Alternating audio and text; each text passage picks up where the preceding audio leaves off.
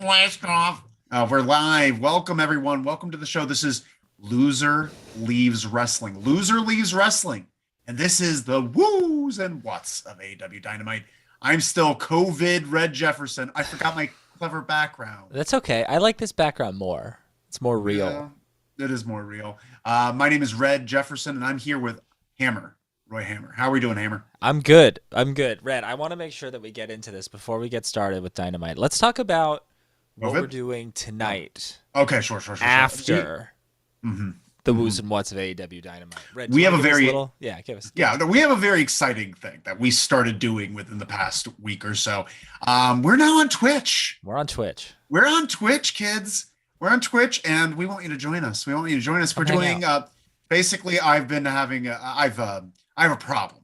I have a problem, and it's whenever I have a wrestling video game, I end up making tournaments and then having the tournaments play each other, the computer play themselves to see who actually excels in the tournament. It was the bane of my family's existence because I would take up that TV.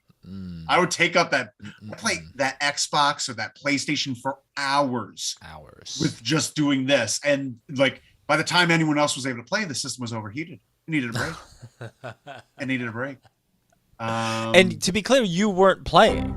I wasn't playing. I don't even like playing the games. I don't even like it. I don't like it very much.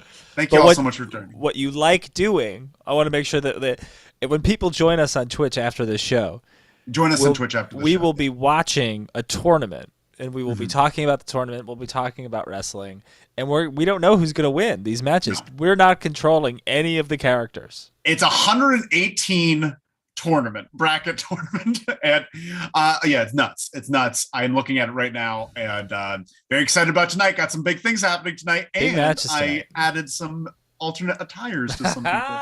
I'm very excited about that. But we have to start talking about this damn show. We gotta start talking about this damn show. And forgive me if I'm foggy. I'm still recovering from COVID. Yeah, I'm gonna ask you all to have the patience with me that you would anyone else. To give me a like, give us some likes But we got to start talking about this show. Boy, hot show. Hot show, great show. Really enjoyed it. There really wasn't anything in the show that I didn't enjoy. There was some stuff where I was like, huh? But for the most part, I really enjoyed this show. I was a fan. I'll tell you that much. We got some things going on here. Let's talk about how we start off. JR welcomes us, and he has some fire today. JR's got some fire today. And not only that, he says at the start, this is one of the most significant shows in our history, company's history. And I thought he was like,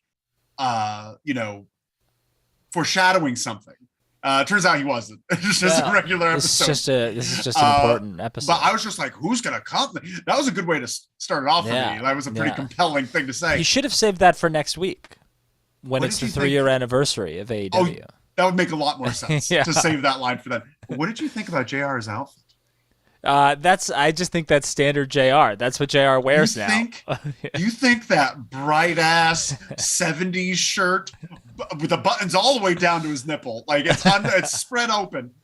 You think seeing that? I've never seen JR's chest. He was on fire tonight. I don't know if we're going to talk about it because I'm not sure if it's in your notes, but at one point he did a Taz impression. Just kind of came out of nowhere. It's not my notes, but I hope you remember where. I don't remember where. I just remember him going, bro, 35 years, bro, or something like that. And it was like very, but like, hey, 35 years, bro. You know, it was weird. Oh, I love that. But yeah, so we had that start. It was nice way to start. But we have the first match of the night: Samoa Joe versus Mystery Joker opponent for the Owen Hart tournament. And so Samoa Joe gets out there, and before anything could happen, before his music barely settles down, we immediately get this new unheard music before, and out comes Johnny Elite. Johnny Elite, Johnny Morrison, Johnny Impact, Johnny Nitro. The Monday Night Delight. How do you feel about this surprise? I think this is a really good surprise. I'm going to be honest with you. And I'll tell you why I think it's a really good surprise. Because it doesn't take my dogs are barking, and Apollonia's out of town. Then put your feet up. So I don't know.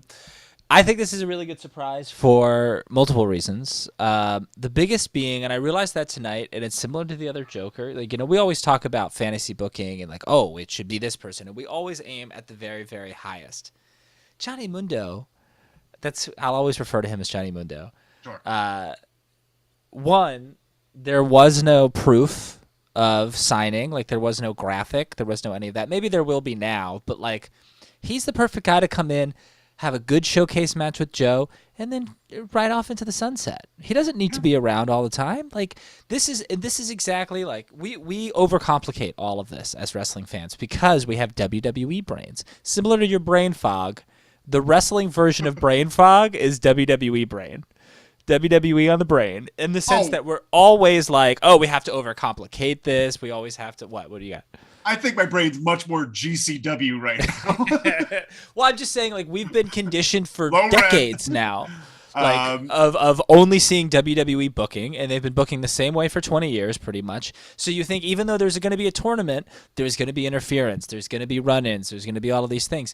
This tournament, clean as a sheet, all of it, and I love that. I do appreciate that. I do appreciate it. I guess I was a little disappointed with one thing, even though Johnny Elite is a good friend of the show. You could check out our TikTok and see him kick me in the face. Yeah, I just put it up there right now. Real good in the face. Square in the face. You can see it on TikTok. Loser Lee's Wrestling on TikTok. Yeah, definitely check that out.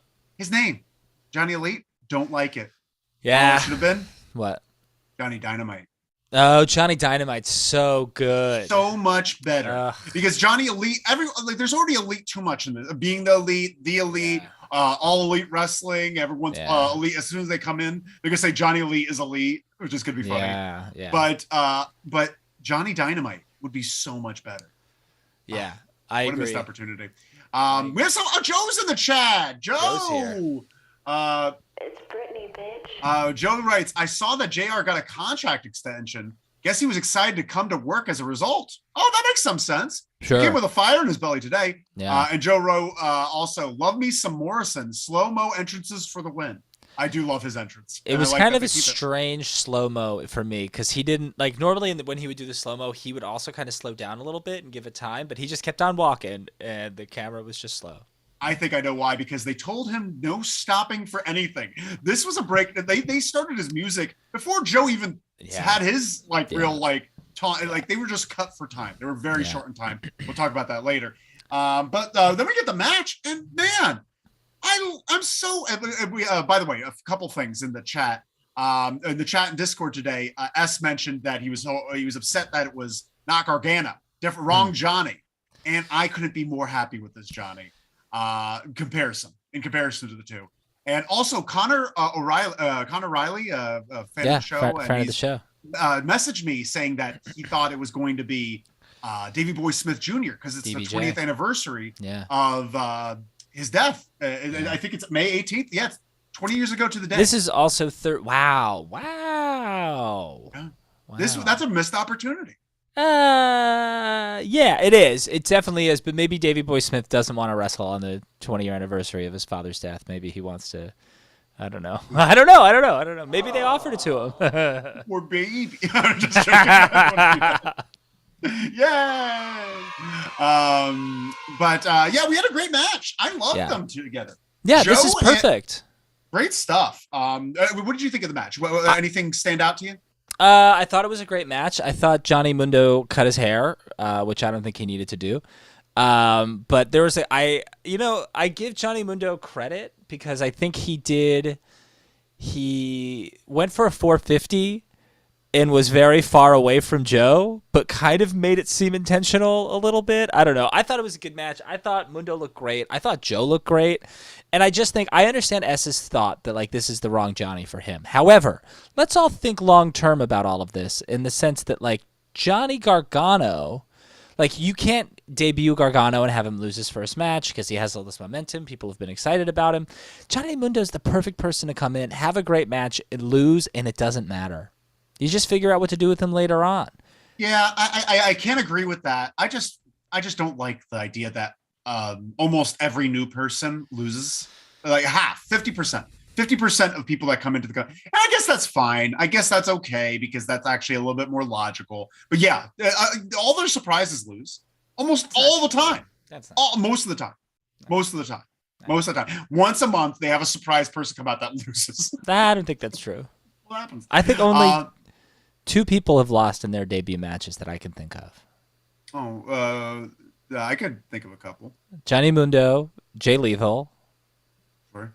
Who else you got? Fish. Who? Bobby Fish. Oh, Bobby Fish. That's a good one. That's a good one. I think probably Kyle O'Reilly. No, Kyle O'Reilly won. Oh, it was a tag team match. It doesn't count. Yeah. But anyway. We got to keep. But yeah, great match. I love the style, the mix of styles here. Mm-hmm. And Johnny, I'm just gonna call him Mundo. He could work with anyone. With anyone, and I just love this. And also, so can Joe. We get a Starship Pain into Joe's knees, where then Joe launches him into the turnbuckle, picks him up for the Muscle Buster, and plants him. And we get the 1, 2, 3. Samoa Joe's moving on to this tournament. Samoa Joe's moving on. Yeah, they've telegraphed the rest of this tournament really well, I think. I know that, we've talked to some people who might disagree with the booking of this tournament. And yeah, it's maybe a little bland and predictable, but they've done the little things really well here, right? Because, Joe, what happens after the match? Here comes Sanjay, and they hit his arm with that pipe. We can talk about the post-match. Let's talk about it. What was up with that? So Sanjay, Satnam, and Jay come out, and they bash Joe's arm with the pipe. Where's this going? I feel like this happened the past 3 weeks in a row. Well, eventually, right, Joe's going to fight Jay. However, let's just keep it in mind, and I'll bring it up later in the show. Okay. I'm fine with that. Joe writes, Gargano watch continues. And then writes Danhausen. Of course you would, Joe. Mm-hmm. Of course you would. Let's give you a little something. That's sweet. But we got to keep moving on. We got to keep going on because we're in the back, right? Yeah, we're in the back. And we're in the backstage area, and Jeff Hardy is apparently medically cleared to compete tonight. They were worried about him being medically cleared, and the Young Bucks come up to him. The Young Bucks we should all give a nice clap. Well, that's what Jeff did when Lexi Nair was like, "You're cleared." He just went. And did the eye thing where he closes his eyes because he has another eye painted on his eyes. Yeah. He's got nice. That's really funny. I didn't even notice that. But then we get the Young Bucks coming in Jeff, you work so hard. Take the night off. Your body's taking so much damage. You're a shell of your former self. Don't embarrass yourself out there tonight. All true. And then Jeff Hardy completely doesn't realize he's breaking kayfabe. He's just like, enough with your Christian AF BS. I literally went, yeah. What did anything they say have to do with Christianity? Nothing. But I love it. I love that he's just like talking to them, and they were hurt. They're just like, what? We didn't even say anything. I feel like Jeff has been sitting on that line for like a year and a half. He's like, I'm going to get it. Well, I'm going to have one more time. But it made no sense. No context made. They say, then Jeff says that Matt Hardy says that they're cosplayers of the Hardys. They're Hardy cosplayers, and then he threatens them. He's like, this is a threat. Yeah. And he wants to fight him, which we're gonna get at Double or Nothing, right? That's what we're gonna get. And it'll be good. It'll be good. Joe writes, Danhausen lost his first match too, in unfortunately spectacular fashion. Joe, he got distracted. He got distracted. He got distracted. Definitely got. Joe jumped to a coin. Good job, Joe. Good job, Joe. That was great. And Roy, you're gonna get one of these. You got with that Danhausen one. That was a really good job, Joe. That was a really good job. Sometimes Roy just needs to be taken down a peg. You got him right at the knees, Joe. Yeah, you got him right at the knee. Oh wait, no, I missed it. I missed the opportunity. Well, it's okay. We need to keep going. We got CM Punk comes out, and his abortion rights are human rights t-shirt. Love it. Love it. Love it. And that's one reason to really love AEW, because that shit can happen in AEW. Yeah, for sure. 100%. That's not happening in WB, but it's not happening on Impact. It's not going to happen in NWA. Mm-mm. It's not going to happen anywhere else besides AEW. And that's actually kind of why I appreciate, and GCW probably. But GCW barely counts. Oh my God. It's literally AEW's like backyard wrestling show. It feels like it feels just like, it's garbage wrestling, but we like garbage challenging wrestling. I'm just joking. I'm just trying to. Jeez Louise. But he goes to commentary. Yeah, I also so like they all fist bump, and then CM Punk can't reach Excalibur, so Excalibur goes, "Hey Punk," and then he goes, "Nice shirt," and then it's just dead silent for like a couple of minutes. They just let that linger. Sick. I did not notice that at all, and I love that happened. Excellent find there, Roy. Excellent find. Where's my bonk sound? Oh yeah, you get a bonk. I have a few bonks for you. Let's give you a double bonk. Ask for some sugar. Hey, can I have some sugar? How many lumps? 2. And I hit you with a hammer. That's a Looney Tunes gag, because they would ask, Elmer Fudd would ask for coffee, and he's like, "Hey, you want some sugar?" He's like, "Yeah, 2 lumps." Bum, bum. Okay, we gotta get out of here. We got next Konosuke.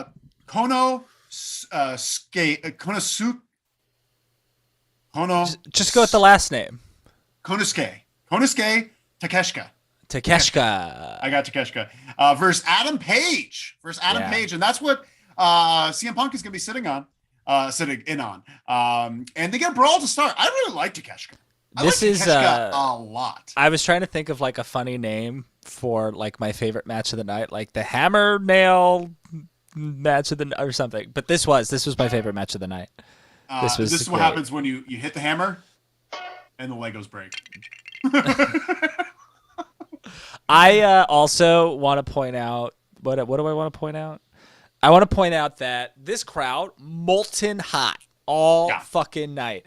Takeshita comes out, tepid reaction, not a lot. By the end of this match, the crowd fucking loved Takeshita. Yeah, Takeshita. Honestly, one of the thing is there's an issue here, because when you're the champion, Adam Page, when you're the champion, everyone gets compared to you. And so far throughout the night, I got Joe and Johnny Elite and Takeshita. Just so far, I'm just like, and I remember thinking during the Johnny and Elite match, I'm just like, man, would I enjoy seeing him as champion more than Page? You're wrong. You're bonkers. Takeshita, I'm just like, man, you got fire in your belly. But Adam Page, like, I like him as a challenger. As a champion, he hasn't been doing it for me. He just hasn't been doing it for me. Red. That brain fog may go away at some point, but that WWE brain is going to be there forever. Oh, son of a bitch. We have to keep moving on. But we got a great brawl. A great brawl to start. And boy, does Hangman know how to put on a match. Right on. There it is. We got beautiful plancha. Takeshka does a beautiful. Did you see that plancha he did? Is it the out to the outside? No, just to the outside where he grabs the ropes and launches himself out. He got mad air, crazy air. Oh my god, he gets a lot of airtime with everything he does. A little Dante Martin of him. He does so many famous moves in this match. Like so many famous moves. Does a rolling thunder bomb, which they then call out as El Generico's move. Yeah. Then he does the haluva kick. He does the haluva kick, but he also just talked about El Generico for a good period of time, which is pretty sick. Yeah, Generico had a big hefty run in DDT as well. So, and that's where Takeshka comes from. DDT Pro Wrestling. That makes sense. So they talked a lot about that. Brooklyn Bleak is in the chat. Brooklyn Bleak, but then they write in defense of Hangman. But every Hangman match has been great. I will say that. He's a great wrestler. Him as a character does not make a great champion. At least I don't think he's found it yet. Which he might. But we go into that. Then we get this point where Paige drops Takeshka on his head with a German suplex. Takeshka no-sells it, gives him a German suplex onto his head. Yeah. They both no-sell it, and then they close each other, and that's the thing they sell. Yeah. But then we get a big powerbomb by Takeshka, which was amazing. It was the last ride. The last ride, beautiful last ride. Yeah. It really did a great job. And then we get some stalling Germans onto his neck. Ooh. But the thing is, and the announcers called it out, and this was an issue with the match. I hope that, and it kind of makes sense, but I guess he was trying to show off for Punk. Yeah. And that's what I'm kind of going with. Because there's plenty of times that he could have finished it. They're just like, why isn't he finishing it? He better not be this way on Sunday or whatever. Right. Which I enjoyed that, but he goes for the, what was it? He gave his buckshot lariat. Yeah. And then he lifts him up for the GTS, which was a good GTS too. Yeah. Takeshka sold it like they died. And not Kenta. Punk kept throwing some shots at Kenta. Oh, I heard. He's like, thought was funny. The GTS, I'm the person that popularized the move or something like that. Yeah. What else did he say? He said about, and he's like, unlike other people, I'm not angry when people use my move. I love that. So which much. is like a combination of Hangman and Kenta. And then Kenta wrote on Twitter, he wrote Kenta greater than Hangman greater than Punk, which I think is very funny. Cute, Kenta. I like it. Just keep honking away there, Kenta. He's not going to have the match with you. Moving on. He's not. Because the thing is, when Punk says he's not going to do something, he's not going to do it. Like when he said he's not going to wrestle again. Like when he said that he's not going to go back to he goes back on his word and becomes friends with Colt Cabana again. I want them to be buddies. Like that. I'd like them to do one more podcast together where they talk this shit out. Yeah. Oh man, I should book for Colt Cabana's podcast. Colt would hate that. Yeah, he would hate that. Then we get CM Punk coming to the ring, giving a stare down. They face off at each other, and then JR says they are so ready. They are so ready. He kept saying that. It was just like, calm down, JR. Son of a bitch. He was getting just a little rowdy.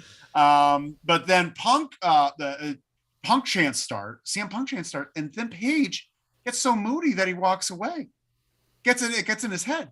And I like this if they're doing some character shift or depth with Paige, but I'm worried that this is making him look like a weenie. You know? We'll see what happens next week. What I think should happen is that, Punk is completely in Hangman's head right now, but next week they have a stare down, they have a face-to-face, and Hangman says, I know what you're doing, and you were in my head. But I'm not who I used to be. I'm bigger and I'm better. And on Sunday, I'm still going to fucking kill you. I like that, Roy. I like that. Get one of these. And we're still going to have some action coming on after this show tonight. We're going to be on Twitch. We're going to be on Twitch after this. Stay tuned. LLW Disrespect. Stay tuned. There's a new graphic to end this show. Red, did you see the new graphic yet? I did see the new graphic. It's so stupid, and I can't wait for everyone to see it. Oh, please check it out. We might keep the YouTube stream just going for an extra 5 minutes just in case. Yeah. Just in case. But excellent. We have to keep moving on, though, Roy. Because I already mentioned JR's purple shirt. I wrote it in big bold letters, JR's purple shirt. But then we have, you know who we have in the back? And we have Fuego. We have Fuego in the back. And Fuego is fired up. He says that was made to walk through fire. That's what Fuego is, made to walk through fire. Yeah. And now he's got the Dark Order to even the odds. Why doesn't Fuego just join Dark Order and be done with it? Yeah. Well, why doesn't Dark Order just kind of disband, you know? Honestly, I don't need them to disband as long as they keep change a little bit. Like, it's been the same thing it's been bland for a year. Well, now Cabana's not really on TV anymore, and Stu left the company. So now CM Punk definitely pushed Colt out of the company. No, he's just a producer. He's just a producer. He's been acting. He's been on Young Rock. No, that's true. But I just want some change. Get some new blood in there. Get some of those people out. Have John Silver move on. Really, have Silver and Reynolds move on. I think they both need to be a serious tag team now. And you know, if you're just going to keep Dark Order as a place for grunts to go to kind of get better, that's a great idea because it worked. But now it's not working. It's actually working against you. John Silver is less important now than he was 3 months ago. Definitely. You know, get him out. Yep. But then what does he do? You know, it's all a mess. Yeah, because no actual tag teams are wrestling for the tag team titles anymore. So no, not anymore. They've only got these makeshift ones. Well, they're cool teams, but still great. Yeah, we'll talk about it. Let's talk about it right now. Is that next? Lee and Swerve? Yeah. We got Keithley and Swerve versus Anthony Henry and JD Drake, the Workhorsemen. Underrated tag team. Not going to get utilized on AEW television, but an underrated tag team for sure. Yeah, underrated tag team. We got. Do you want to drink some water? You want to just take a sip? Water would be great. Yeah, take a sip. Take a sip. Yeah, I really like this tag team. I really like JD Drake. I wish that they wouldn't force JD Drake into a singlet. I don't like that. I want to see him in his tights, in his little skinny Marinkis. I don't want to see him in a singlet. Don't like it. I wonder why they're doing that. I don't know either. He's lost a lot of weight. He looks really good. I think that's why then. That he's in a singlet because he lost a lot of weight? Yeah. You look better. If you're that size and you lose weight, believe me, I know. You get old man bod immediately. If you have a singlet on, it makes you look big jacked again. Whatever. You gotta do it. Brooklyn Bleak says maybe Workhorsemen would get used in Ring of Honor. Maybe. Yeah. That's a great idea. That's where you put Reynolds and Silver. Yeah. 100%. Oh my God. Move them there and they would eat up that place. Build out your division. Brooklyn Bleak, you're getting one of these. You earned every bit of that. Yeah. But that was a great idea. Keithley and Swerve, great team. I'm really liking this team. Yeah, I like their new finish. Yeah, I think it's a good little finish. Short and sweet, what it needed to be. Right. Because not if this was a back and forth match, how are we supposed to take Lee and Swerve seriously? Sure. How would we take them? But they get the quick win with that spirit bomb, double stomp spirit bomb. Yeah, awesome. Really cool. Really awesome. Cool. And no one gives a power bomb like Lee. That's true. No one gives a power bomb. But afterwards, JR starts complaining that the internet doesn't make fun of Excalibur and only him. Did you hear that? No, I didn't hear that. He's just like, I don't get a lot of leeway on the internet. You do, but I don't. But then Keith Lee grabs the mic. He starts talking about Texas. I like this. I like Keith Lee on the mic. Keith Lee, by the way, and this is a very little thing, and the match was short, but didn't sound winded at all. Sounded good. He's in good shape. He's in better shape, when he first came in. But honestly, he didn't do much in this match. Yeah, well, that's true. He did one thing. He did two things: pounce and then the power bomb. But then he grabs the mic, starts talking about Texas because he's from Wichita. He's a Wichita. He's from Wichita Falls. And my aunt lives there. Yeah. Does she know Keith Lee? My aunt Jerry. I bet she does know Keith Lee. I wonder if she trained him. She might have. Wait, was she a trainer? She's a tough army pilot. She was an army pilot. Oh, hell yeah. Yeah, so maybe she trained Keithley and taught Keithley how to build computers. You're so dominant. That's true. That's what you say to your aunt. Why you're My so Aunt dominant. Jerry. And Jerry and Keithley would make a great tag team. We have a Brooklyn Bleak says, I don't know if Johnny Mundo, Impact, Elite, Morrison, or whatever is just a one and done, or if he signed up, but I'd love to see him versus Swerve. So much creativity in that match. Sure. Yeah. Hey, sound off in the chat if you've seen Boone the Bounty Hunter. Yeah, let us know if you've I'm seen going to make Red watch that soon. Yeah, we're going to figure that out. But yeah, let us know if you've seen Boone the Bounty Hunter. Roy keeps talking about it. But after that, he says that he's at their top 5 ranked tank team after this match. They're top 5 ranked. Then Starks and Hobbs come out. And Stark says that he sounds like Rex from Toy Story. Very funny. Very funny point there. Did you hear that? I did hear that. What did you hear? He looks like Rex from Toy Story. But then what I also liked is I was trying to find Booth the Bounty Hunter. What I also liked is I'm skipping ahead a little bit because Christian's like the king of the insults. Christian's great at insulting people. However, Swerve takes the cake tonight by calling Ricky Starks a bar of soap with a gold necklace on, with pearls or something. Yeah, with pearls. Yeah, a bar of soap with pearls, which was very funny. But then Christian said that he looks like someone hanging out with his uncle on the beach, on the golf course or something. On the golf course. And then you can see in the background, you can see Swerve mouth, mine was better, which is really funny. And then Keithley was like, yours was better. Yeah, it was much better. But Christian, a lot of fire there. I like Christian when he's mad. Christian says that they are the best. And he's challenging a triple threat tag team match, which I'm very excited for. Why didn't they make it a ladder match? Well, maybe. Well, let's start it off here. Let it be triple threat because I want that ladder match. That's the ladder match I want. Can I be fussy? Can I be fussy for a moment? Be fussy. Do you know who the number 1 ranked tag team is? Is it someone I wouldn't expect? No. It's someone who would expect, but they're not in this match. No. FTR? Yeah. Why aren't they in this match? They're the number 1 ranked tag team. Yeah, why aren't they in this match? What are they doing? Excellent point, Roy. They're going to fight Roppongi Vice on the pre-show for the Ring of Honor tag team titles? No. Oh my God. Do I not care about that match? But you did notice that, you really hate Roppongi Vice, which I think is so funny. It's so funny.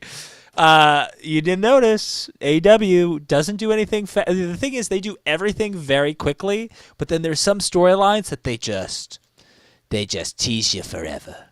And one of them is the Jungle Boy Christian feud, because again tonight when he said like Jungle Boy wants to get his win back, Jungle Boy did not look happy to be put in that triple threat match. He was not thrilled, and he's gonna lose it.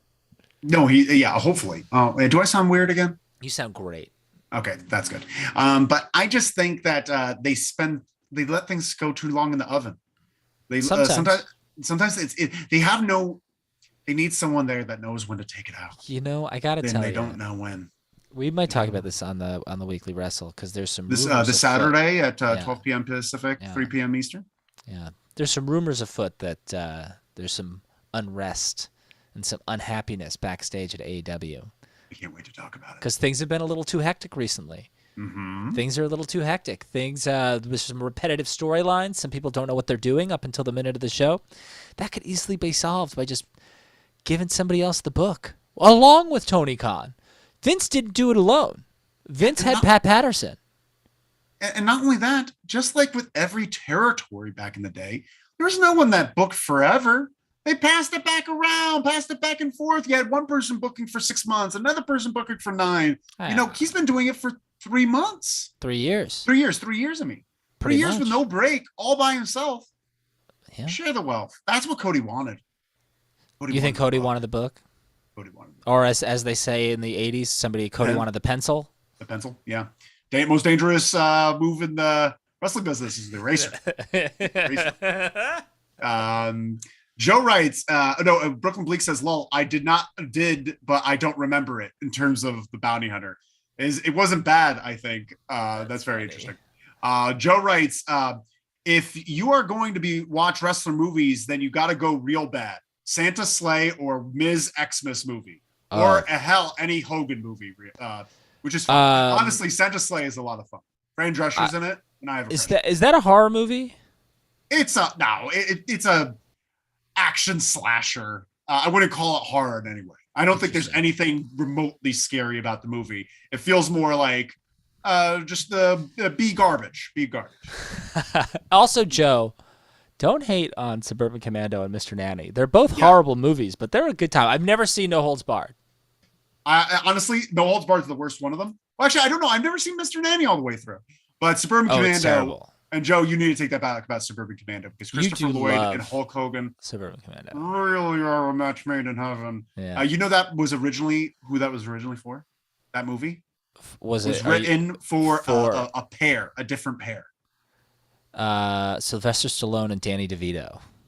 You're right about Danny DeVito and Arnold Schwarzenegger. Oh, of course. Continue their trend of movies together. Well, I'm glad they did Twins instead.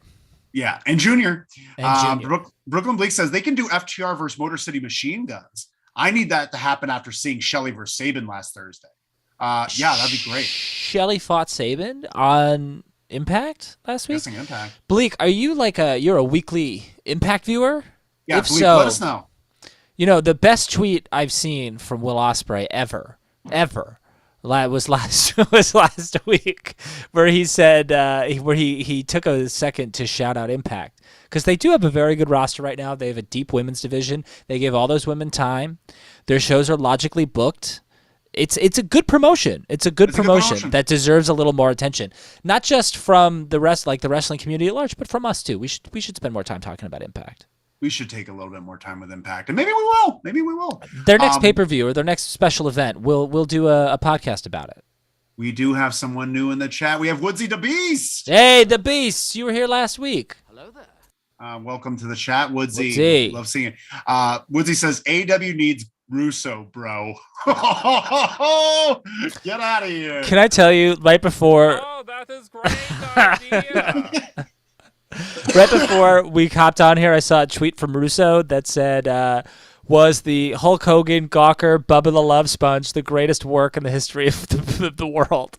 That's who I want. That's who I want booking my shows. The guy who thinks the Gawker lawsuit was a work. Oh, sure. No, it's changed the world forever, actually. It's 100% changed the world. Brooklyn Bleak says Roddy Piper's They Live. Amazing. That's the best wrestler. Excellent. That's the best wrestler-headed movie, I think. Come on.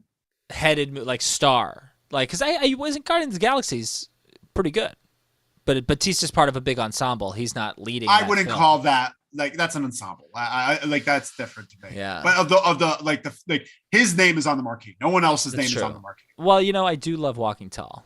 I'm not gonna lie to you. Sean William Scott was up there too. That was the rundown. Oh, Johnny Knoxville. I'm sorry. Yeah, that's why. That's honestly why I love Walking Tall is because I love Johnny Knoxville. I haven't seen it since it came out, so I'd have to give it another try. It's like an hour, 10 minutes. It's so short, and it's a good time. I should watch it. Joe writes, people backstage are afraid of the bots. That's what TK told me. Joe, give us your information. We want more. We want it all. I'm in danger. Joe then writes, Red remembers the Suburban Commando trailer. I think we watched it 1,000 times on an old TMNT via Teenage Mutant Ninja Turtles. Yeah, sure. Yeah, I definitely watched it, but I didn't know you until we started this podcast. So that's just a little weird, Joe. Yeah. Well, I thought you guys were neighbors. No.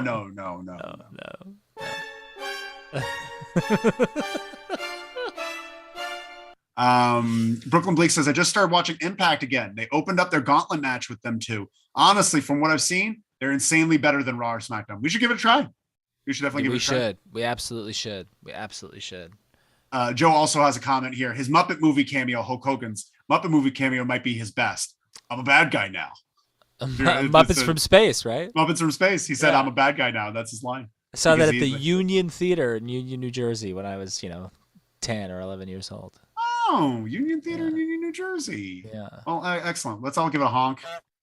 That's what we do in New Jersey whenever we're happy about something. Give a honk. Give a honk. Everyone knows that. But moving on, we have Tony Schiavone in the back with Chris Statlander and Red Velvet. Yeah.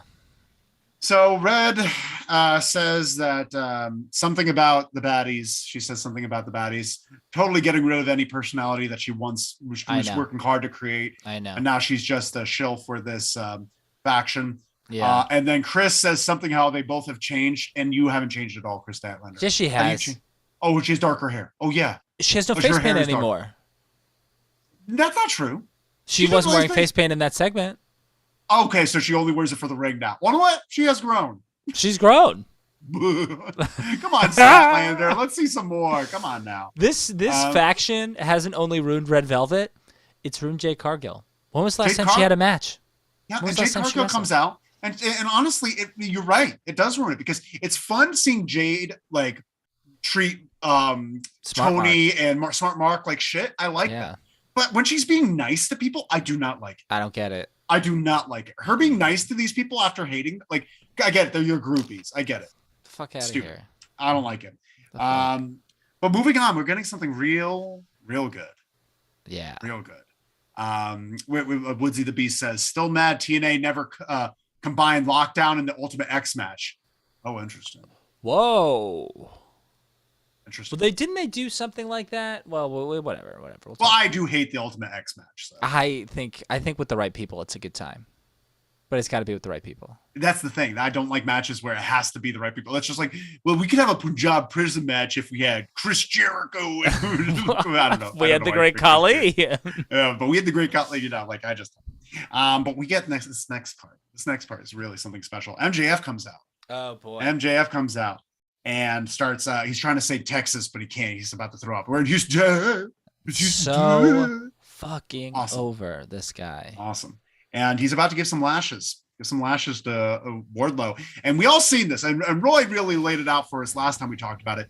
How MJF did this in the past to Cody Rhodes. He gave those lashes.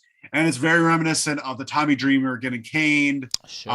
It's all these, just like taking the abuse and asking for more type thing. Cody did it really. It was gross to watch, but it was very important. Yeah, it's a shame to a certain extent because they don't want to talk about Cody. Yeah, so they're not going to reference this. They're not going to reference that this has happened before. Maybe they will on like the YouTube, Road to shows or whatever they're called. Like maybe they'll reference it there because they should. They should tell the whole story. They should tell the story that this is what Wardlow was the Shawn Spears when Cody did this. And it was a really incredible moment early in AEW. The drama, the violence, the brutality of that, it was raw, it was real, it was very, very good. This was also very, very good, but very different from the original, as it should be. As it should be. We get loud asshole chants as he explains that Wardlow is not allowed to touch MJF in any way, otherwise he'll never get a contract. Yeah. Never get a contract, and he'll be banned from the building or something. I don't know, he'll get arrested. Wardlow is escorted out with no shirt. I mentioned this because he looks so much better with that look. Have him wear jeans, boots, no shirt. Get rid of the singlet. Corporate Kane. You want him to wrestle like Corporate Kane? No, that's what he was wearing. Jeans. I want him to wear jeans, not the stupid dress pants he's wearing. Yeah. No, but wear jeans. Look like a badass rather than like, well, I'm still fitting my wrestling singlet from high school. Like it's dumb. He looks like an idiot with that. He looks like a badass with this. It made sense when Kurt Angle wore a singlet. It made sense when Bret Hart wore his long pants singlet gimmick because no one else was ever doing that. Wardlow does not make sense. No one should really ever wear a singlet. I just don't think. Big Boy should wear a singlet. What's his name? Otis. Otis should wear a singlet for sure. He looks good in a singlet, dude. Yeah, but and so should Chad Gable. It makes sense for certain. Does Chad Gable still wear a singlet? I'm not sure, but it makes sense for certain gimmicks. Yeah, but Wardlow is not that gimmick, and he should. And it doesn't make him he looks smaller with a singlet on. You remember American Alpha? Chad Gable and Jason Jordan. Oh yeah. Great tag team. Great tag team. Just thinking about dudes wearing singlets. They look great in singlets. World's Greatest Tag Team, Team Angle, great in singlets. Al Snow, no singlet. I do not like the singlet. I like the crop top shirt. Yeah. I was gonna say I like the crop top shirt. I'd rather him just in bike shorts. We have to talk about this damn thing. Wardlow comes out. MJF spits in his face immediately, which is cool. But then he kind of gets ready. Wardlow stands there. He's ready to take it. And MJF whips him with his belt. No reaction. No selling. Which is crazy, by the way. Awesome. And you know what's funny is because, in movies, when they got to do a whipping scene, they put a thing over their back to protect their back. And at least maybe, I don't know. That's what I've understood. But and the way they were show. Well, that's what I was going off of, honestly. That's completely what I was going off of. the way they were shooting it, they were only showing his front. So I was like, is there something on his back that we need to know about? Like, that's strange. And then they showed his back. Thank God, because I needed to know. Yeah, and you see the welt marks making an X, because then MJF was upset he wasn't getting a reaction, just went ham on him. Slap, slap, slap. No reaction the entire time. Then he hands it to Spears. And then Spears gets a little thing here. He makes him flinch at 9. Spears hits him so hard. He flinches, feels it a little bit, but he's into it. And then right when MJF's about to hit that final 10th one, kicks him right in the nuts. Right in the ding down. Multiple whipping. Then they give the Death Valley driver. Great stuff. Shouting at him. It's great. It's great. And it just looks great. MJF looks great. Wardlow looked amazing in this because he took those without a prompt, Yeah. Great stuff. Yeah. And really, if I'm being honest with you, my favorite part of this segment, my highlight of this segment, and it's always my highlight of every segment, is MJF's shitty spray tan. He had spray tan all over his hands. It looked terrible. It was so funny. Keep going. Vamp for me. We'll talk about the spray tan. The spray tan, because usually he has it over his body because he's coming out to wrestle, but because he was in a suit and we never see him disrobe. We never see MJF disrobe. The fact that he had it only on his hands and his face, very funny. Let's go over some comments here. Brooklyn Bleak. Yes, the last pay-per-view had an Ultimate X triple threat with Ace Austin, Trey Miguel, and Mike Bailey. Great match. No, I think they were referring to Brooklyn Bleak. Who was the one saying? Woodsy said about the Ultimate X cage match. Joe writes, we don't talk about Cody. No. No, they don't talk about Cody. No. Cody. It's upsetting. I would like that. Brooklyn Bleak says, I think they did a Lockdown Ultimate X match back in the day. AJ Styles and Christopher Daniels for the title. Daniels kicked AJ in the nuts when he came down with the title. Took it and won. We should find that match. That'd be a fun match to cover. Yeah, because I remember some type of insane, crazy, scary bump with Daniels, but that might have been a different match. They always did like Elevation X, and like at one point. Elevation X, what a stupid thing. Yeah, AJ Styles like literally hung from the rafters, but the cage or like whatever the platform was so high up that he like jumped down from the rafters, and it was only like jumping off the turnbuckle through it. Jeff doesn't care. Jeff Jarrett doesn't care as long as it's different. I love as long as it's different. Yeah, different. He loves different. I just want different. Joe writes, only guys with amateur backgrounds that are referenced should wear singlets. Back in the day when Angle brought the strap down, you knew someone was going to get hurt. Loved it. I did love it. Joe's favorite wrestler, Kurt Angle. Yeah, that is true. I was about to. I can't ruin kayfabe. One of mine as well. No, he's one of everyone's favorites. Yeah. We have to keep moving on though, Roy, because we got more stuff to talk about. Yeah. We have Trent and Rocky Romero, our full-time tag team. They're full-time now. Poor Chuck Taylor. Chuck Taylor just keeps getting phased out. What did he do to deserve this? They're a much better tag team together than Roppongi Vice. I think Roppongi Vice is pretty cool. Okay. All right. Tell me. Please tell me how. I just think they're good. I think they've got chemistry.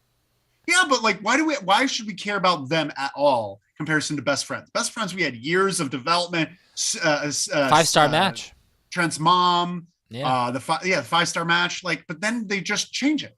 And he's there. It's kind of weird, right? Yeah, I don't know. People don't like Chuck for some reason. I like Chuck. I think he's fine. I think he's funny. I think he's a funny little dude. He is a funny little dude. Well, he's a pretty dude. He's a pretty big guy. Yeah. But they want to win the Ring of Honor championships, the IWGP championships, and the AEW championships. And they're going to face FTR. They said you should face us, Brett Wood, which was pretty cool. Yeah. I like that. Yeah. I loved it. Then we get Kyle O'Reilly versus Ray Phoenix in an amazing match. Yeah, incredible. Ray Phoenix is at his best when he's not fighting someone who moves as fast as him. This might be my favorite match of the night. Interesting. Yeah, I mean, it was an awesome match. There's a lot of great matches, but this is a gorgeous. By the way, love the Death Triangle color scheme. Yeah. Phoenix in all white, Penta in all black, Alex in the mix. I would love for Pac to have gray shorts. Just have gray. You don't have to go crazy, but you with gray, it just kind of makes it more fun and more thematic. Yeah. Because you're on Penta's side right now, and you shouldn't be on no one's side. You're a triangle. You're a triangle. Sides. Just wear red. And then Okay. make Alex Abrahantes wear red sneakers. Like, is it a White Stripes video? Yeah. Okay. But what Joe writes, Brooklyn Bleak says, Josh Alexander does the gimmick now with the singlet and the wrestling headgear too. I like that. Love that. It looks great on him. It really does. It looks great on him. Joe says, Roppongi Vice has the best team name ever, hands down. I don't know if you're being sarcastic. I like that team name too, Roppongi Vice, because Roppongi...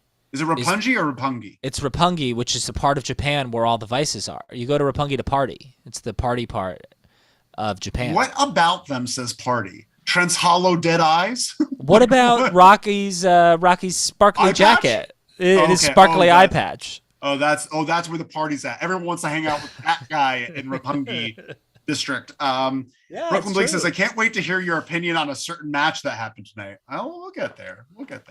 But let's talk about Kyle O'Reilly and Phoenix. Just a great match. Yeah, just a great match. The more I see Kyle O'Reilly, the better I like him. He's a great wrestler. He's without a doubt a fantastic professional wrestler. And remember, I said we were going to hold on to this until we go. I'm going to skip to the end of this match and we can backtrack if we need to. No, I don't think we do.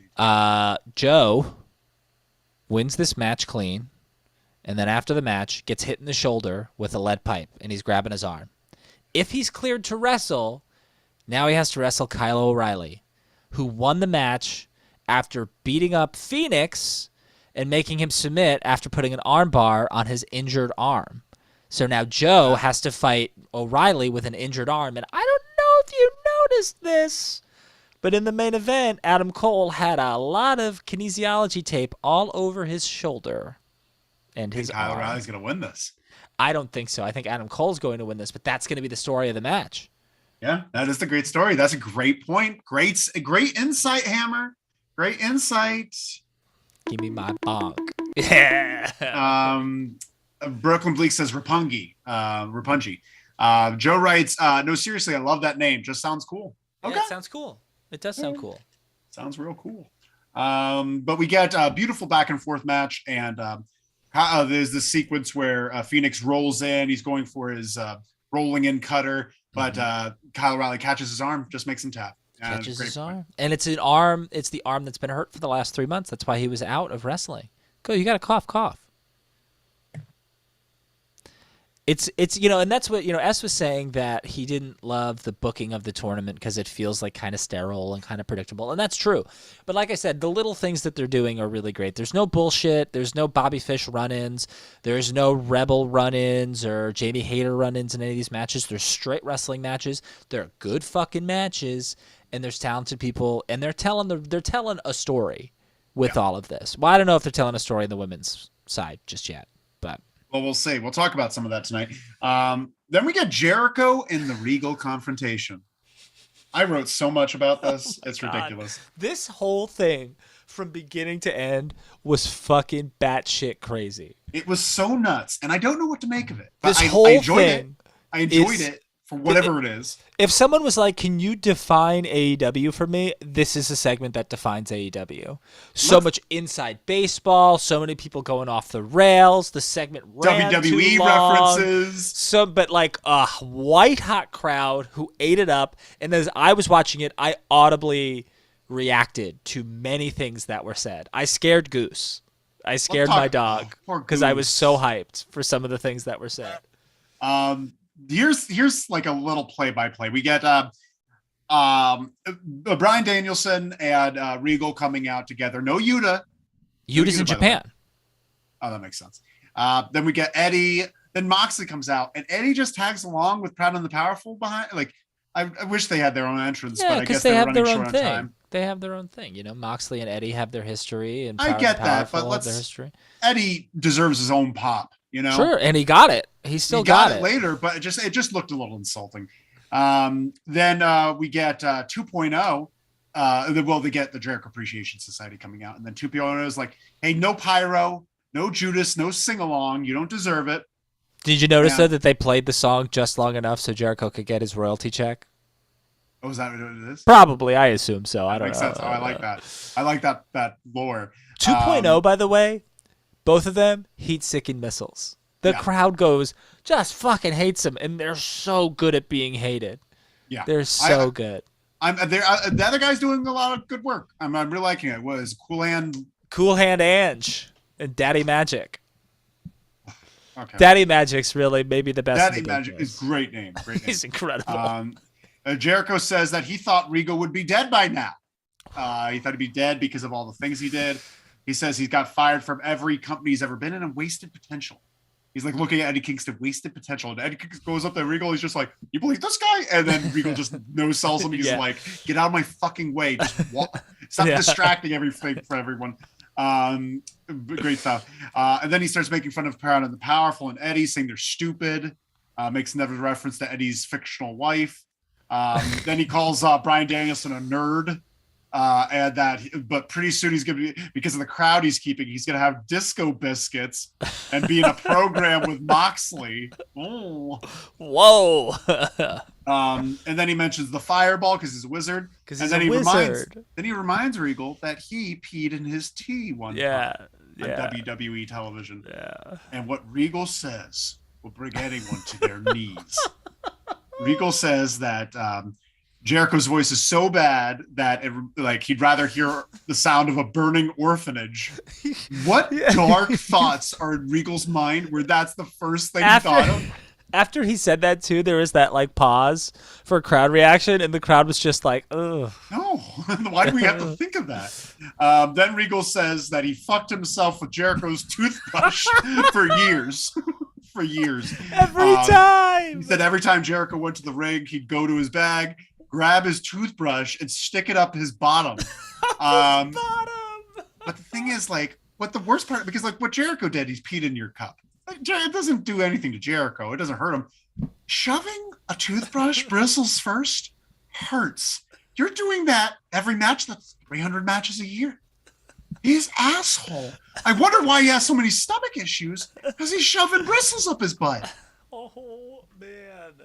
Jesus Christ, for years. Decades. Great. It's outstanding. Decades. It's my new favorite thing. Regal is just... that's some cold shit that he said. And I just love that Daniel Garcia was like, nah, that's nasty. Yeah, Daniel Garcia won none of that, but he's like, I did it to you last week. Very fun. It was out of control. This whole segment was out of control.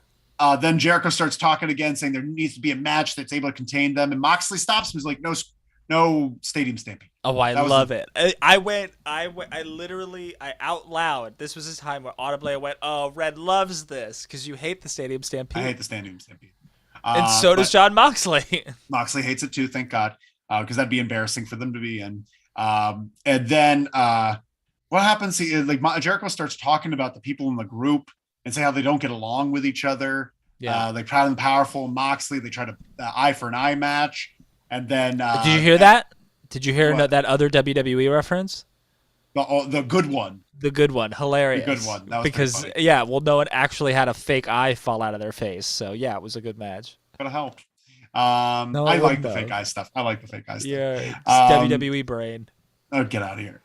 Eddie, then he said about how Jericho, Danielson and Eddie said mean things to each other. Danielson called him lazy, and Danny Magic is the one who's called you lazy. And then as Jericho's taking the mic away, he goes, how you like that? How you like that? It's like the mic's so funny. Over here. It's so funny. And also when he talks, it looks like someone's doing audio dubs because it doesn't look like it's coming from his mouth. It's crazy. His mouth is nuts. But then Eddie's just like, oh, I don't care about you. I don't care about anyone in this place. No offense. I don't care about you, but I want to fight. And so then he's about to fight. Jericho backs away. And then he runs into Bryan Danielson. And Bryan Danielson's pushes him out of the way. And they almost get into a fight right then and there. Yeah. Which was interesting. I'm interested to see what happens. What are you thinking? Yeah, I think it's going to be a brutal match. I hope it's fun. I hope it's violent. I think the Jericho Appreciation Society is going to win. Yeah. I think they're going to win, and the rematch is going to be blood and guts. Okay. But, part of me, I understand you want to have everybody on your pay-per-view because, that's where you make your money. I mean, they're going to make millions of dollars off of this pay-per-view, so you want to have everybody on it.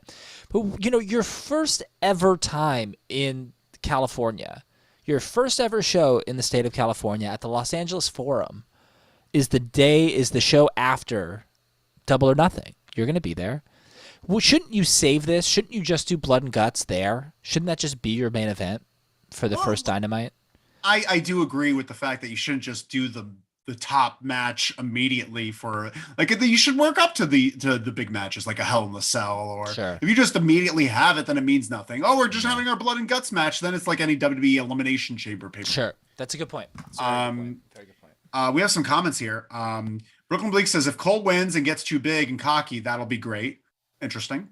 Then they correct themselves. Brooklyn Bleak says no, not Cole, Kyle. So that'd be cool if you got too big and cocky. Then Bleak writes, JAS versus BCC and Kingston Santana Ortiz was cringy AF. I like how Moxley was just laying back like he was anticipating Jericho's BS statements. That was good. I like Moxley throughout this. Who said that? Bleak. Was it Bleak? Bleak then writes, Regal screams from the burning orphanage line was just one hell of an ultimate chef's kiss. Yeah, no, it's just the fact that he thinks of that. That's the thing. Joe writes, does Jericho have a problem with hot beverages? Doing stuff to Regal's tea, spilling coffee on Kane. Why did he never have a barista gimmick?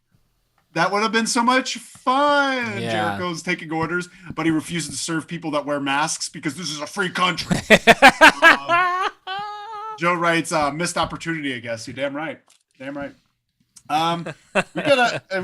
You like the segment though, right? I did. I had a really good time watching this segment. I did. I had a really good time watching this entire show.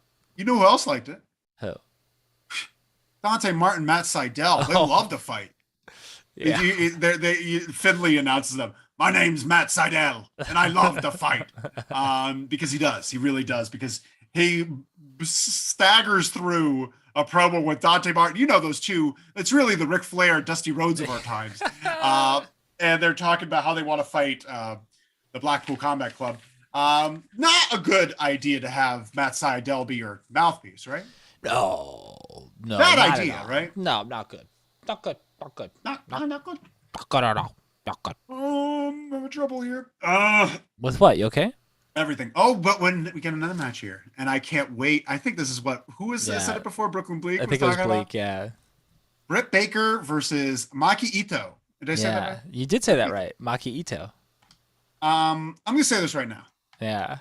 Fuck Maki Ito. No, thank you. No, thank you. Not something I want on my plate, please. I'm sorry. No seconds. Do not like it. She comes out singing, which is fine. I appreciate. No, it's fine. I appreciate. I probably would like it more if I saw her more. But I felt it that was the weird. issue. The crowd forgot about who she was. She was very, very popular for a brief period of time, with the AEW audience a year ago, if not more. And when there was no one in the crowd. Yeah. Well, there were people in the crowd, you jerk. But they have forgotten about her. Oh, the friends and family of the. Gotcha. Yeah, I remember. Maki Ito's friends and family. It's the Citizen app. There's a report of an assault involving a vehicle and person stabbing someone at the park. Yikes. You ever hear the Citizen app? Yeah, sure, of course. Oh, I love it. I love it to death. But Maki Ito, this is what pissed me off.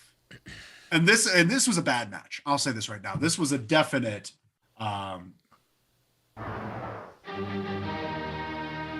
what?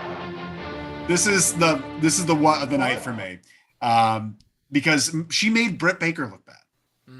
Maki Ito steps on her foot at the beginning of the match. Yeah, right. Just stands there, not doing anything. And Britt Baker, because she's green, doesn't realize you should just punch her in the face for trying to make you look like an idiot. That's her gimmick. That's what she does. No, do it at the end. Do it when she's like dazed or dizzy or something. Then you could do that shit. But doing it at the beginning of the match makes Britt Baker look like an idiot. And it looks like a phony bullshit. Well, it is phony bullshit. It is. I think she's perfect. I think she's perfect for this role. I'm not saying she's good, but you want the surprise to be someone interesting. You want the surprise to be someone that might get a big pop, but you also want the surprise to be someone who can lose and disappear. So she did perfect. She played her role perfectly. Britt Baker won, and that's all that matters. And then we move on from here. Yeah, the match wasn't very good, but that's okay. She's going to fight Toni Storm in the next round. It's going to be great. Which I think they fucked up, though, because the finals of this should be Toni Storm versus Britt Baker. It shouldn't be the semifinals. Toni Storm's probably going to beat Britt Baker, and then the finals are Britt Baker or Toni Storm versus Ruby Soho. I don't know. Yeah. But also, the way they start this match with them hugging. Yeah, and then Maki tag team Ito partners. That's fine. But then her laying down on the ground being like, pin me. Yeah. And then Britt doing it, and then this clumsy roll up that looks bad because because they're both a little green, and goes for that roll up, and it just looked. If I was an agent or a coach, I'd be like, don't do that. Have a regular match, because honestly, it confused the audience because they're like, what is this? Yeah, this and who is this really? Who is this? What is this? It made no sense, and it killed the heat to start the match. And so then they had the stepping on the foot spot, and then just botch spot after botch spot. It just they could do nothing to fix this. There was a commercial break, and then my internet went out, and then I missed the ending. What happened? She just got the lockjaw on her, and she tapped out. Maki got tapped out. So. It was a short match then, right? Pretty much, yeah. Okay. Yeah. Which was good. Thank God. We have some comments here. Woodsy to Beast. Thank you so much. Woodsy says, I've seen porn stars with more charisma than Matt Sydal. Oh. Stiff. Oh. Stiff. That's Matt Sydal after hearing that. Brooklyn Bleak says, Maki Ito, the cutest in the world. How dare you, LMAO? You are fake news. Brooklyn Bleak says, she just had a tag match with Shida in Japan. I'm sure when she has a crowd that loves her and understands her thing, and she's able to do her whole entrance, I'm sure her entrance is a lot longer. Where she comes out and the music builds. This was an abbreviated entrance, which felt awkward because of how abbreviated it was. Yeah. She just rushed out, started singing immediately, and it was over. That's a good point. There's a lot like that gets lost in the translation there. I'm sure she's much better when she has all of her friends and family around her. Oh my God. But this one wasn't. She was a K-pop sensation, but got kicked out of the group she was in because she cursed too much. Oh, I do like that. I actually love that. Yeah, that's kind of her gimmick. That is her gimmick. That's pretty cool. That's why she gives people the finger and she says like "fuck you" and all this shit to people. Yeah, you could do that. Don't make them look stupid by stepping on their foot and making them stand there. Yeah, pretending that they have to escape. Did you see Britt Baker pretend she had to escape? Yeah, it wasn't very good. She's like grabbing her leg and trying to yank it out. That's not how you get out of anything. Yeah, you can't yank your leg. Woodsy to Beast says, but Matt said I was always be my boy because even Evan Bourne was my favorite wrestler in SmackDown vs. Raw 2010 on my Hell yeah. I agree. Brooklyn Bleak says, Watashi no Ito Maki-san ni Kawai tu Kiro Disao yo. Okay. Who said that? Brooklyn Bleak said that, and I'm going to give you pretty good. That was a pretty good point. Brooklyn Bleak says, anyways, the head gimmick is that she was dropped from singing group Idol. She was in because the manager said that her head was too big. So she uses her head as a weapon. That's awesome. That's actually really great. Joe writes, so Baker and Colt win it all. Me thinks we have a king and queen gimmick on the way. Oh, that's interesting. I think I don't know. I don't like that, but I see that. The original finals in my head were either Baker or Storm versus Shida. But now that Shida's out of the tournament, now it's got to be Storm or Baker versus Ruby Soho, I'd assume, because I don't think Chris Statlander is going to beat Ruby Soho. Yeah. Or Red Velvet's going to beat Ruby Soho. It's going to be Britt. It's going to be Britt. We also have here Brett Pendleton in the chat. Hi, Brett. Brett, you were here last week, right? I believe Brett was here Good to recently. see you, Brett. Good to hear I can't find hello. There we go. Brett says, I'm so late to the show, but did you guys already talk about MJF's stupid orange hands? Yes, we did. Oh, yes, his spray tan hands. I love good. Because usually when he comes out, he's either wrestling or he's going to be in the suit the entire time. Yeah. So when he's wrestling, he's spray tanned all over. But when he's, for most parts of him, but when he's here, he just has on his hands and face. So when he takes off his jacket, you see it. That was so funny. I just want to know if it's intentional or not. Because there are times when there's too much on his nose or there's too much on his forehead. He just looks like shit, and it's so good. That's 100% intentional. Yes. And it's gross, and it makes you hate him more. I get it. Great job. Bleak says, LMAO, I had to see the red to that. Oh, the read to that. I read it, the Japanese. Oh. How was my Japanese? How was my enunciation? How was my pronunciation? Brooklyn Bleak, do you speak Japanese? I'll give it another go if you want me to, but you let me know how my first run was. Brett Pendleton says, I was here last week and I am here every week, usually on the pod feed. Oh, pod Brett. feed. Did you listen to the Hardcore Championship? Yeah, well, I'm sorry we haven't done it in a while. I've been sick. Yeah, but we're coming back tomorrow. Coming back. We're doing a deep dive into commentary teams. Oh, bless you, Brett. We love you, Brett. Brett's going to get one of these. Thank you. But we have to. We also have Twitch after this. You should check out our Twitch right after this. Yeah. We're having some Twitch matches. We're going to talk about that. We're talking about. But next up, we get maybe one of the coolest segments for me. I just appreciate what they were trying to do. Oh, the deep stuff. Oh, yeah, I loved this. Tony Schiavone comes out and he burps through trying to say a double or nothing hype. Burps through it as best he can. Serena Deeb interrupts, saying she's sick of hearing Tony talk. Yeah. Because he said on last week that Thunder Rosa was going to beat her. And he's like, well, I was just a prediction. I think you beat her just as much. And then she's like, Thunder Rosa's chance start. I wish she played into that a little bit more, but she was just getting going. And I think she was getting the feed. She said that Tony made her sounds like an idiot. Tony Schiavone sounds like an idiot. Yeah. And asked for Dustin to come out, Dustin Rhodes. Yeah. Dustin comes out and she calls him an idiot because he didn't believe in her either because he's backing up Thunder Rosa in that video last week.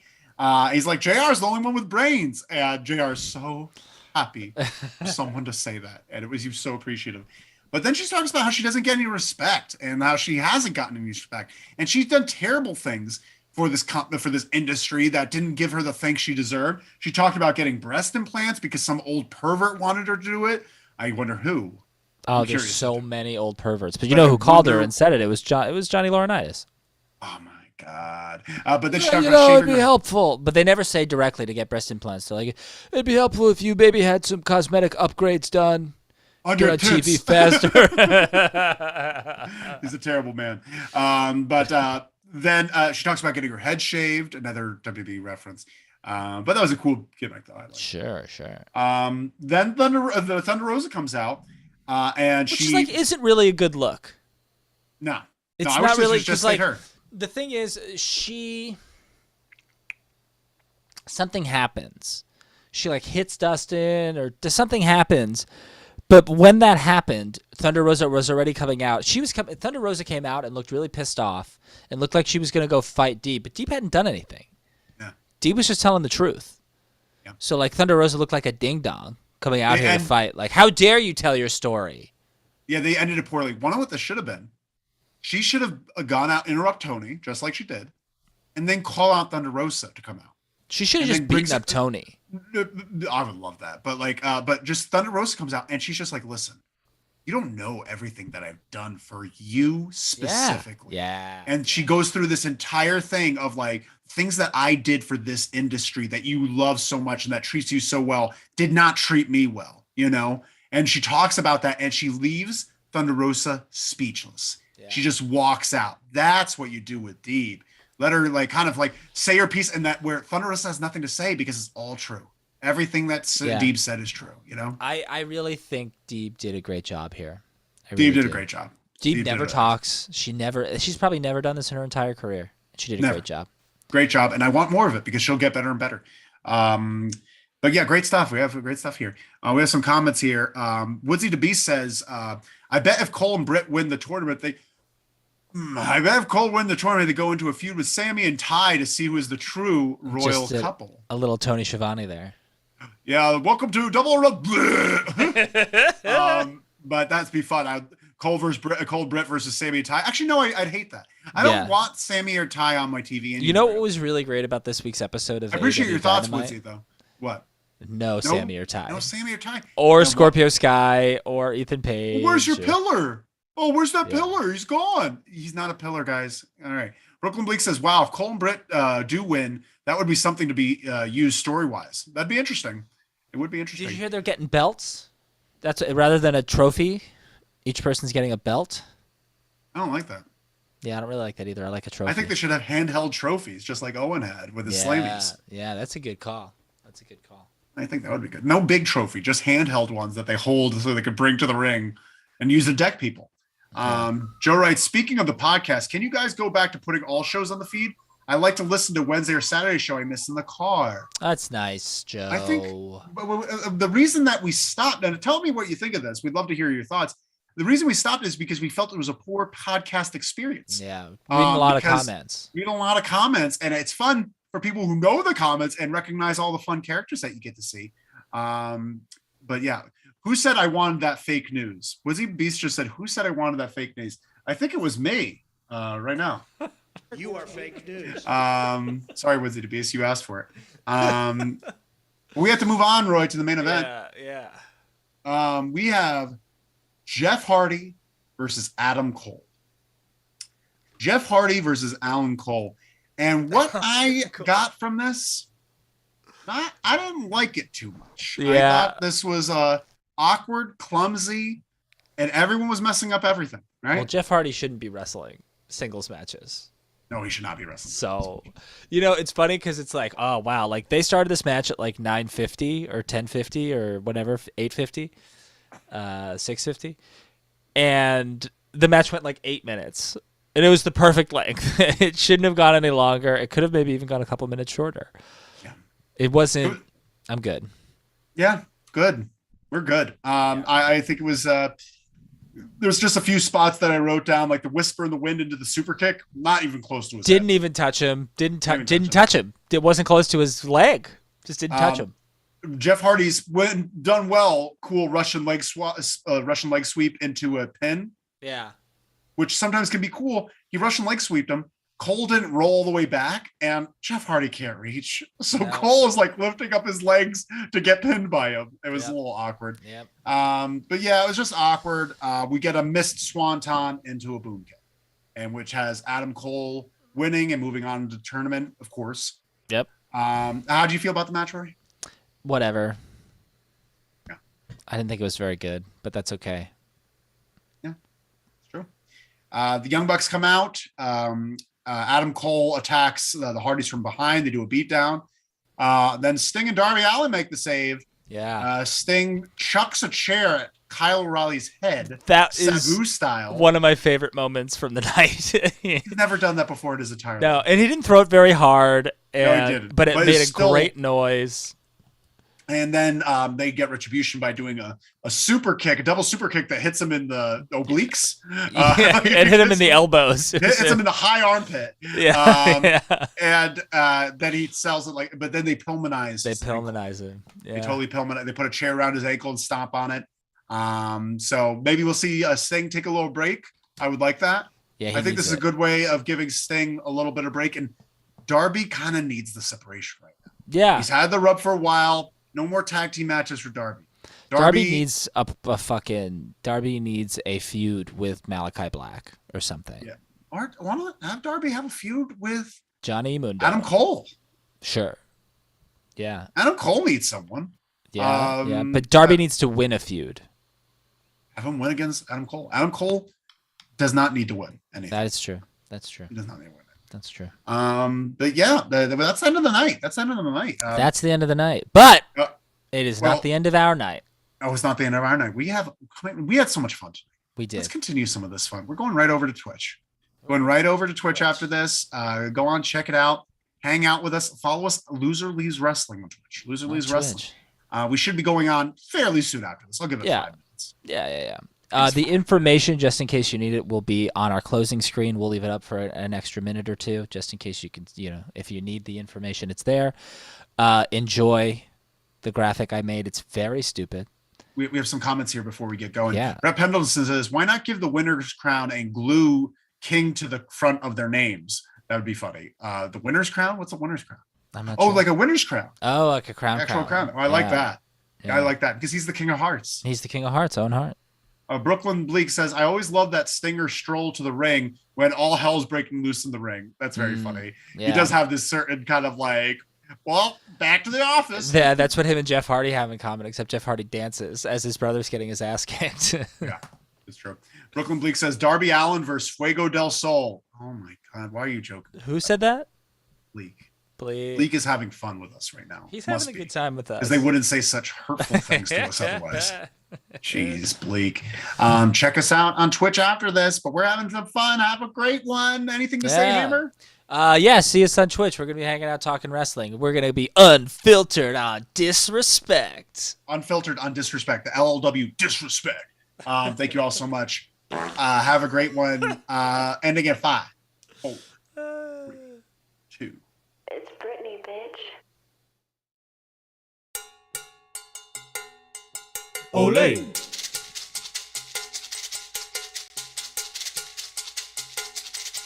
Olay.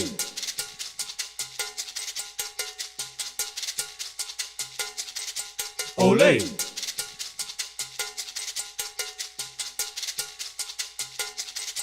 Olay.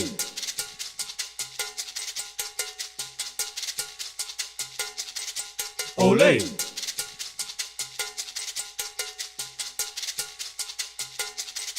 Olay.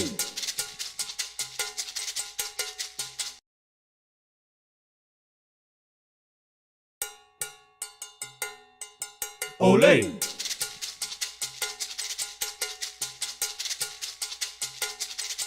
Olay.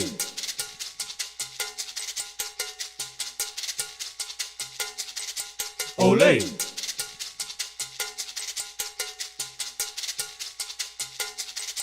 Olay.